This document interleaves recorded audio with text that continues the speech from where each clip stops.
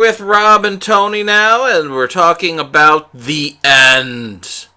The end! Dun Dun, dun. dun, dun. Oh, man, we are too much alike.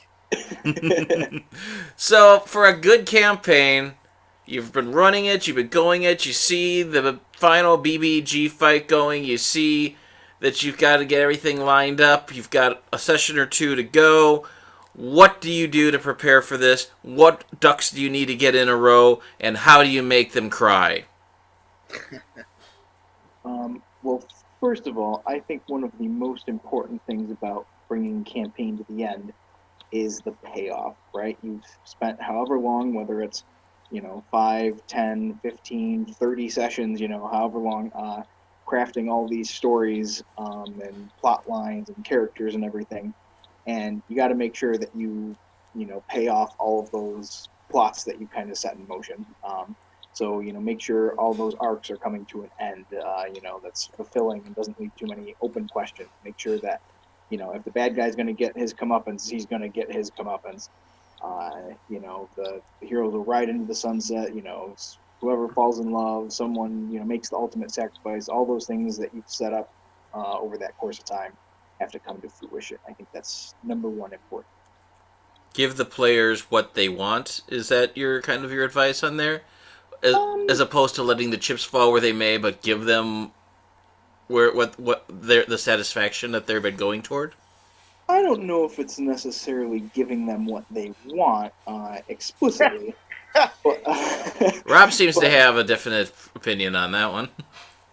I think it's more of just if you've spent time building up my character's little brother or something, give him a moment to shine to show that training and stuff has paid off. That he's coming to his own, that sort of thing. He's not just the pipsqueak anymore, or something like that. Yeah, should we have a scene like that for someone's little brother? Interesting. I mean, I just kind of that randomly. Maybe the twins, perhaps, Miss Uh, Carver. I was thinking of Arthur, actually. I was too. But so I guess that's maybe a good way to start is the campaigns that we have ended. Our Ooh. list isn't super big, but we've definitely had some. On my end, which is much shorter, I ran a Star Wars Saga Edition game for Rob, Josh, and Lauren. That was I think, what, 10, Uh, 12 sessions, something like that. over 13, I think. Yeah. Um, I also ran Dresden Files campaign, which was 18 sessions all told. It was definitely my longest one. Um, 18, like, 8-hour sessions. yeah, sometimes more. Wow. I think our first session was like 13 hours. It was a monster. Um, and now currently I'm coming up on the close of a One Ring campaign. I want to interrupt you for a second, Tony, because I'm going to forget this later. Are you aware of the Western New York Fate Association? I don't think I am. Look for that on Facebook because they're looking for GMs who are experts at running Dresden Files to Oh show boy. people how Fate works and how the Dresden File game works, and to run things like once a month at Dragon Snack games there. And I think that would be something that you guys would be really, really good at. Yeah, I'll give That it a peek at least. sounds interesting, actually. So, Rob, what campaigns have you run Oh my god. I know it a lot. Thrones, Game of Thrones was the big one. Mhm. We've ended Two Plain. of those campaigns, even. Yes, two Game of Thrones campaigns. Planescape, we had a pretty good one with that. Vampire and our World of Darkness kind of run through. Netrunner, which we did in Fate, actually, Fate Core. There's got to be more in there, right? Uh, Gosh, now you're making me think Cthulhu. Cthulhu, yep, or Call Cthulhu, kind of off and on campaign. Yeah. Yeah, I think those are kind of the major ones. I think it's important to have the end in sight from the beginning. Um, that doesn't necessarily mean that you know exactly how it's going to end, because the campaign will certainly change that. But I think you should probably have a good idea, at least, like, who's the big bad guy kind of behind everything. So, in Game of Thrones, from the very first session, I knew that at the very end of the campaign, there would be a final battle at the wall with the others, and it would be the fate of all mankind in Westeros and beyond, and that's where the campaign ended, with various scenes in there that I would have never known would be in there at the beginning of the campaign. But I knew that was how it was going to end, and that's how it ended. In our vampire game, I knew that there was an ancient vampire who was kind of stirring up all of the problems in the city for him. So I knew that the final battle was going to be in the two prominent skyscrapers in the city, and there's going to be a huge rooftop battle. And I, again, didn't quite know who would be there or what would happen or necessarily all the context, but I knew that definitely was kind of the big end I wanted.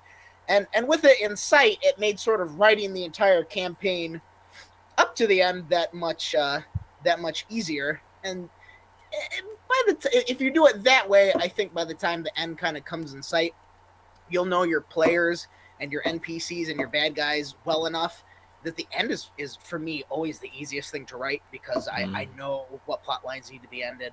I know what I want for NPCs and what the PCs, the players want for their characters.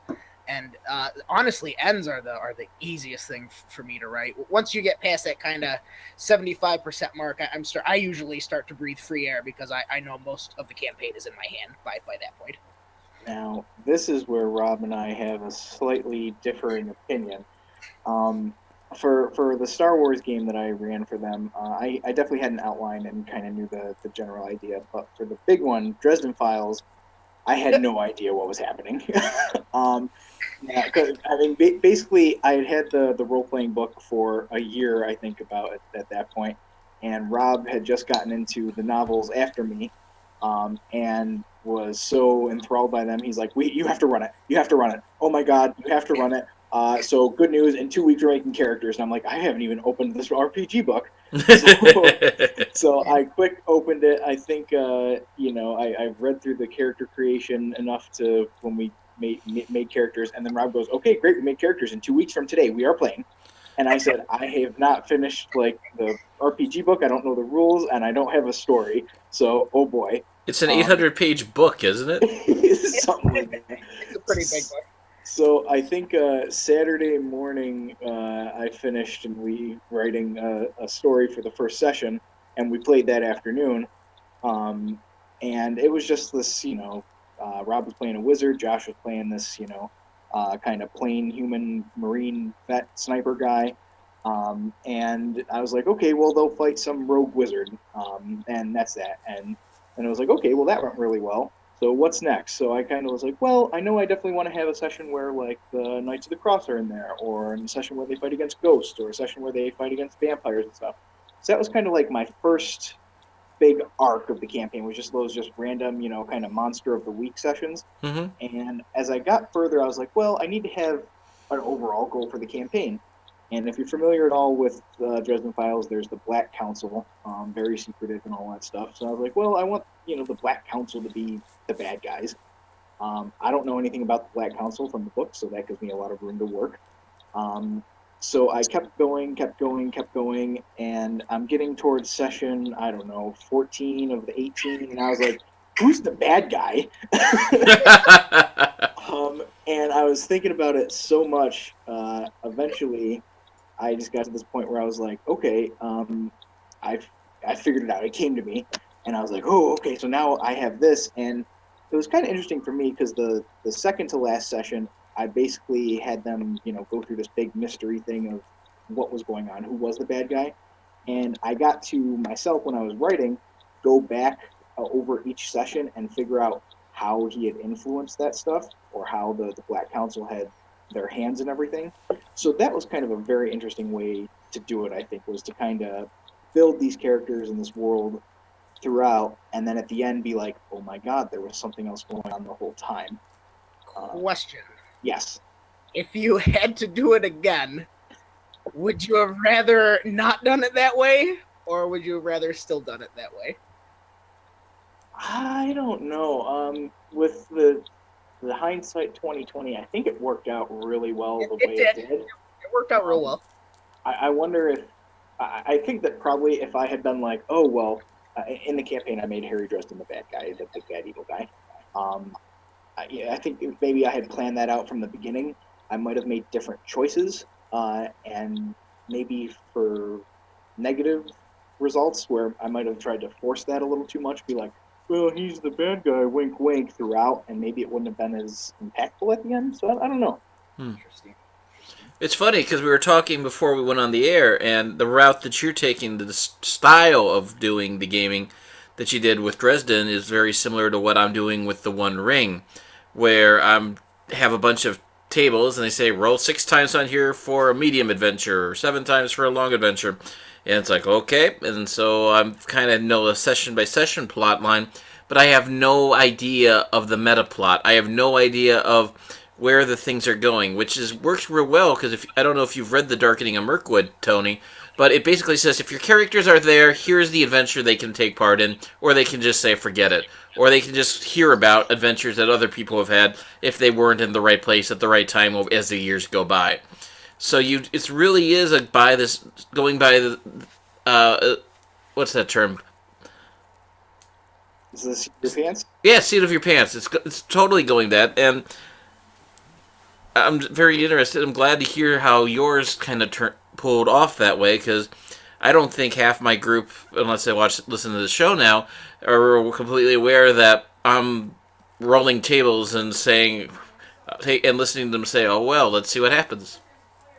I do see in the One Ring a lot of things, especially like with the hazards as you're journeying and everything, are usually all off the top of my head and everything. Once that comes through, I think that game does pretty well for that. That's cool. So, how has your One Ring campaign gone while we're on the topic? It's I think it started off a little rough. To be honest, I think I'm kind of finally hitting the stride in the last couple sessions. I, Um, I don't know if that's true. I really enjoyed the first 2 sessions quite a bit. okay, so is it just the one that was a little rough? Was the one where you were sick? Is that the? So I was sick as hell. So I was like, that third session was kind of, but I think that was more because I was sick as hell. I mean, basically, without giving too many spoilers with Rob listening, the kind of meta plot is the kingdom of Angmar is, alive and well, so to speak. Um, you guys have found out that 500 years ago or something, when the Blue Wizards were sent to the east, they weren't killed or lost. They were actually overcome by, the forces of Sauron and taken away up into the north, where they were forced to work spells to hide what's going on in Angmar. So theoretically, there's all sorts of stuff going on up there. Sauron's going to attack down in the south, and Angmar's going to attack in the north, and everyone's going to get crushed in between these pincers. So the company came together through varying circumstances. They weren't, brought together for any purpose on this. And in Rivendell, as journeys are wont to do, they were set out on this quest to find out what's going on, and so far they've been doing it pretty well. So, how have you been on with the details? I mean, for Middle Earth, for me, it's all about capturing the people and the land. And if you're doing a longer term thing, of showing how it's changing and being affected over there, of having things that are personal. Rob, how has that gone? Memorable NPCs going that way? Are you kind of brushing Oregon Trail style over the journeying and the people and the land that you encounter? How? Because that's really one of the things that really draws me to that game.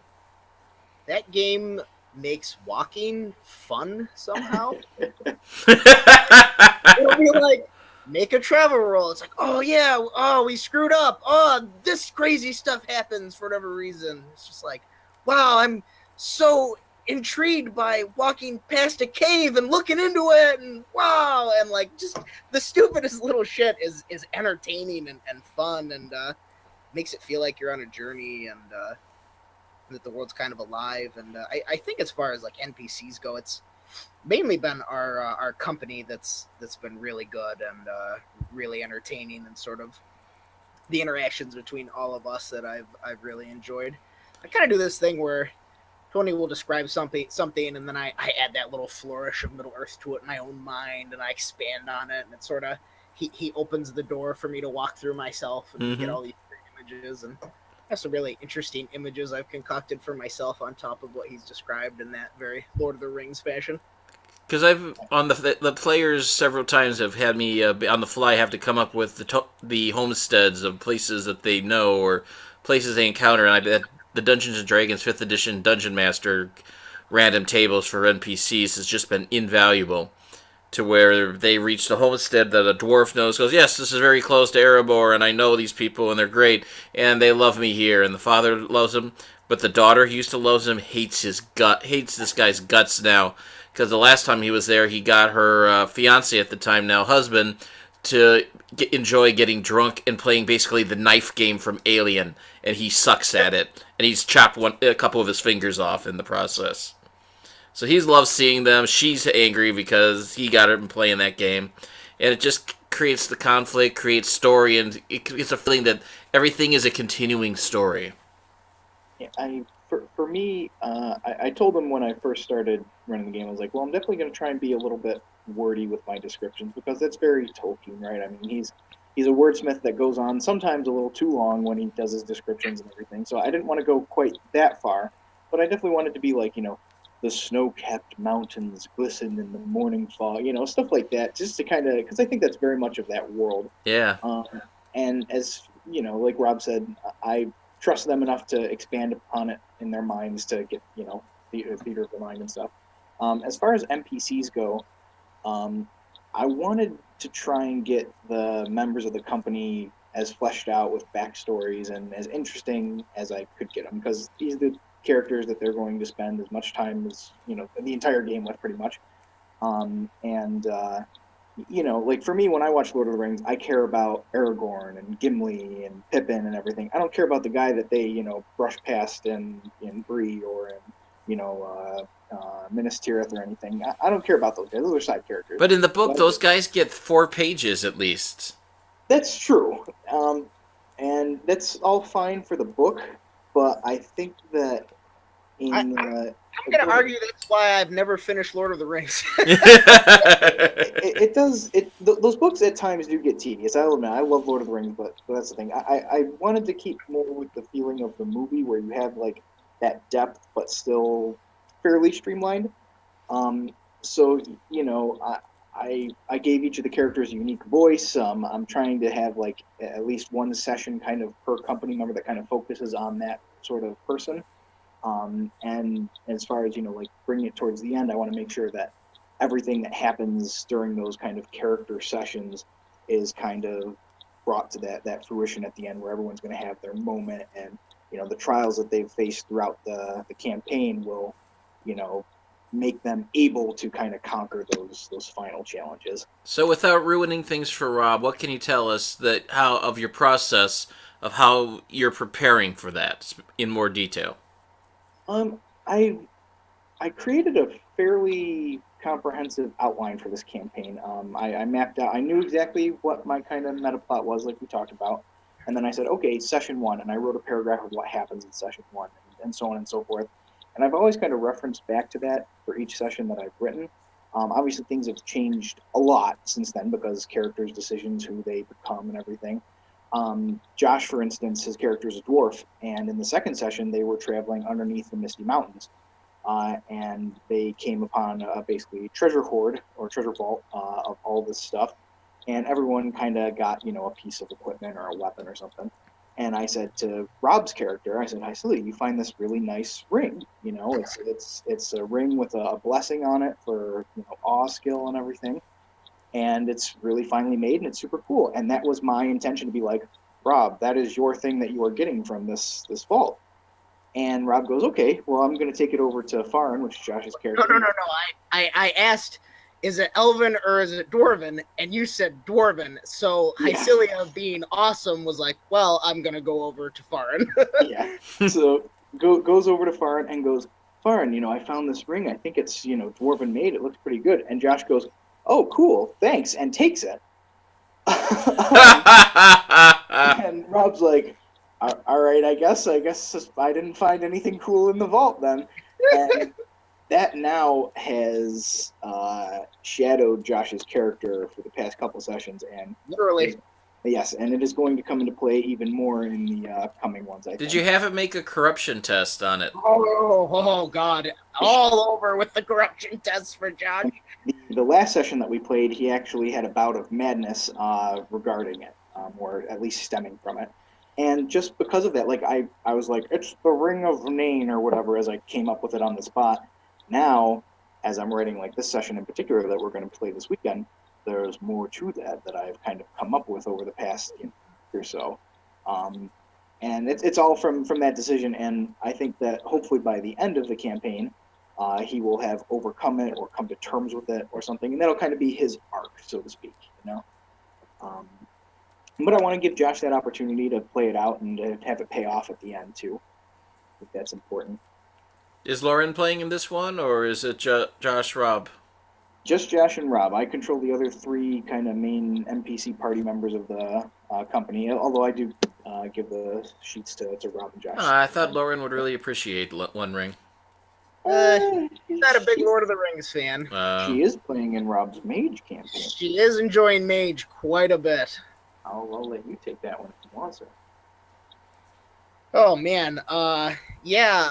We were making mage characters way at the beginning of the campaign, and Lauren was sitting there looking all pathetic, just like, I want to make a mage character because I like Harry Potter and stuff. So she did, and I started writing little bits for Lauren, and then I started writing big bits for Lauren, and then I made Lauren an extremely important character for the sweeping World of Darkness campaign that we're having, and yeah, next session she gets to hopefully kick some major ass after a lot of hardship they've gone through over this campaign.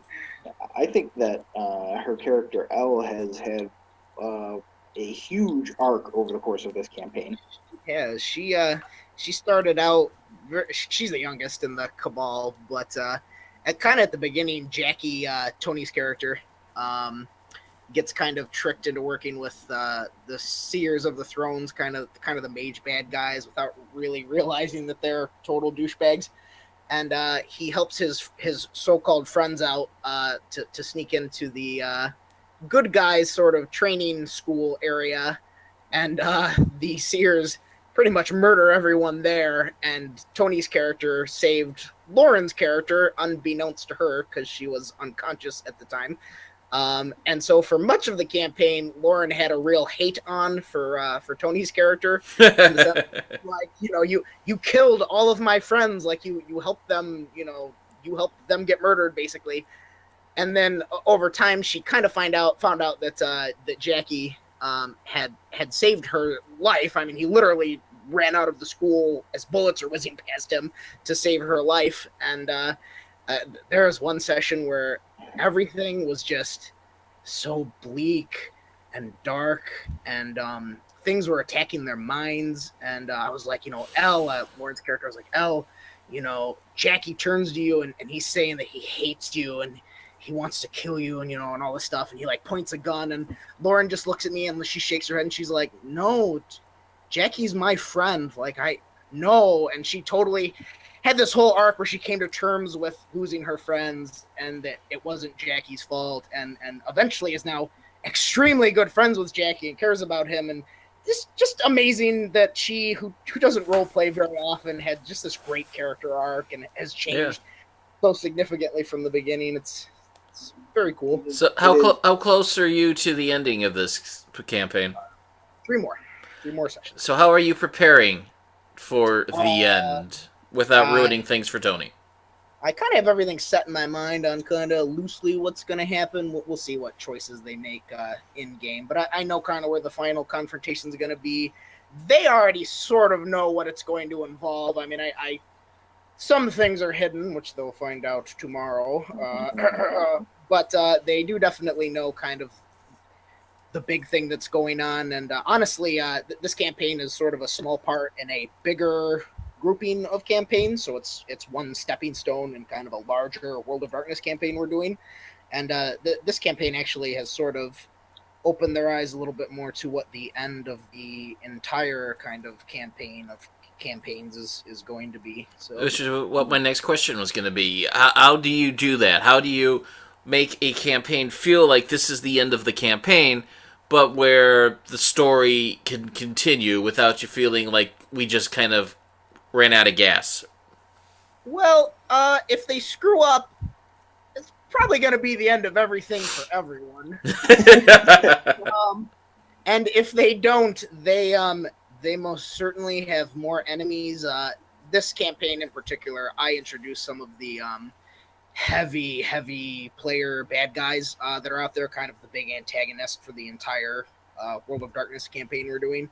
And so while they're definitely going to be going against some of them, they will by no means have defeated all of them by the end of Mage, which will leave kind of open for when we do Werewolf next, and then Changeling and Hunter and that stuff down the line, to kind of fill out the rest of those characters in different ways, those bad guys, those antagonists. So they sort of get to deal with a small part of the bigger puzzle, and do something extremely important, but also know that there is a looming war kind of in the shadows, whether they want to admit it or not. I think. Yeah. Now, I got to jump in, and first of all, because I got to mention it, Lauren being like, no, Jackie's my friend, has quickly become in my top echelon of the gaming moments. She's very shy. She doesn't quite get super into character in terms of voicing what she's doing at the table and everything. But I have seen her come out of her shell quite a bit at the gaming table over the course of the past 13 weeks or 12 weeks or whatever the hell it's been. So I enjoy that. I think the World of Darkness kind of thing is a very interesting thing because we call it the World of Darkness cinematic universe, right? And it's kind of got an interesting history because Josh actually ran a small hunter campaign for us. I think it was like 7 sessions, 8 sessions, something like that. 4 or 5, I think.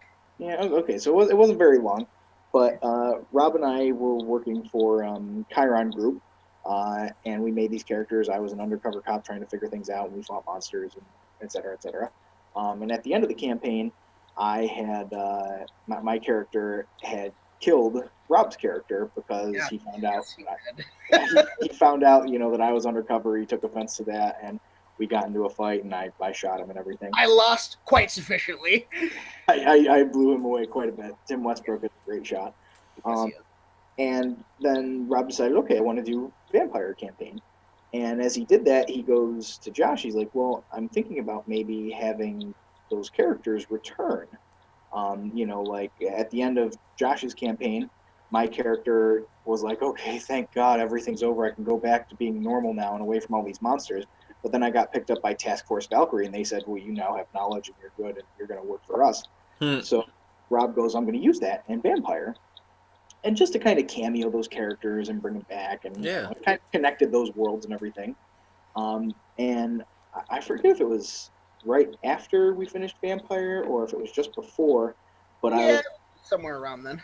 We kind of decided that along the way, those characters from Josh's campaign were going to create Strike Team Fenrir, which is like this elite Suicide Squad sort of thing of World Darkness type monsters and characters. And I was like, Rob, I'm like, wouldn't it be so cool if like throughout the campaigns, that we run, like everything was connected and they picked up like all different characters, and then at the end they have to fight like Thanos, like in Marvel and everything. Oh, that would be kind of cool and stuff. And then, I think it'd be all right and everything. And I think that was on a Saturday. And then Sunday he came over and was like, I have completely thought up the whole thing. I know who Thanos is. I know 5 campaigns from now. But because, Rob knew that he wanted to run each of the major lines for World of Darkness. And that thought of why not have them all interconnected kind of really brought that to a head. So now, we have these campaigns like Vampire and Mage that are coming to a close, but at the same time, it's only opening the start of this kind of starts the next movie in the series. So it's very interesting because, especially now, like at the end of Vampire and at the end of Mage, I know that it's the end of that, but I also know that it's not, which is a very different feeling than you get with a lot of things too.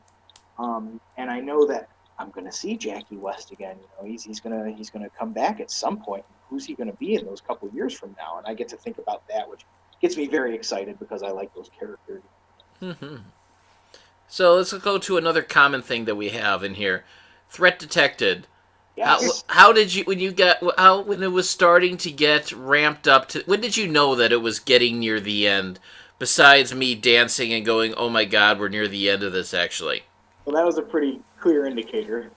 I think when it was just 5 or 6 of us, being really hardcore and showing up and really getting through sessions and getting stuff done.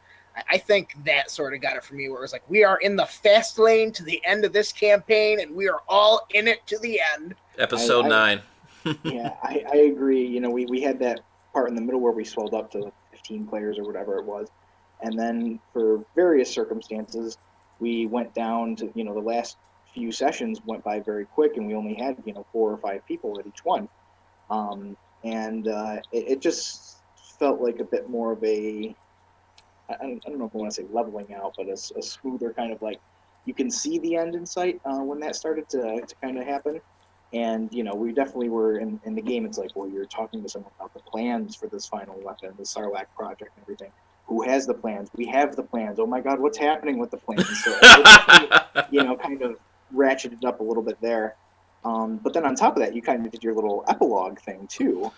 Yep. It was different. And I was very careful because I know, I mean, going that long, those characters are very important to you. And anything can happen if you go into what we did with Epilogue, where I threw everything that was left at you in the universe. Yes, including the Emperor. The Emperor, Vader, Boba Fett, everything went up. How did you guys feel about being offered it? And how did you feel about the execution of Epilogue? Robert? I felt pretty good about soloing Vader, or almost soloing him. I enjoyed it quite a bit too. I mean, we Tor's ultimate goal from the very beginning was to stop the Empire, right? And if we were to just stop the Sarlacc project and go, okay, thanks guys, have a great day, and he just goes off to, I guess, fight the good fight, that's not quite the close that I might necessarily have ultimately wanted. It might have made the most sense if you're going with a more canonical kind of thing. But with Epilogue, I got to actually fulfill that. I got to, confront the Emperor and stop him and defeat him, and that was my character's goal in this huge arc. And I felt very good at the end when it was like, okay, well, now Tor's time in the galaxy is done. He's going to fade away and not be a part of this galaxy anymore. Not that he died or shot himself in the face or anything, but that he's gonna fade away because he was part of a time that let this happen, and now is not his time. I was totally okay with that at that point. Absolutely, passing the rings on and stuff. Definitely. And so finally, let's bring this all together. Final thoughts and advice for GMs about building satisfying, memorable conclusions to campaigns. Rob, you want to start? I say pay attention throughout the entirety of the campaign that you're running.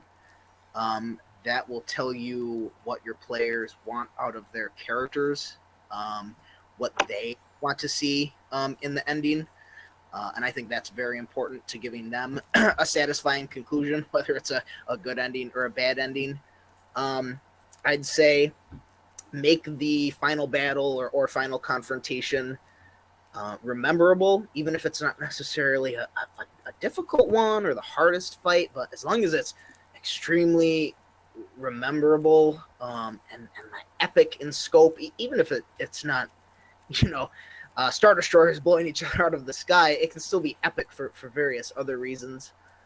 And I guess other than that, make sure that the players get rid of all of those characters that they hate, and they get to see all of those characters they love shine at the end.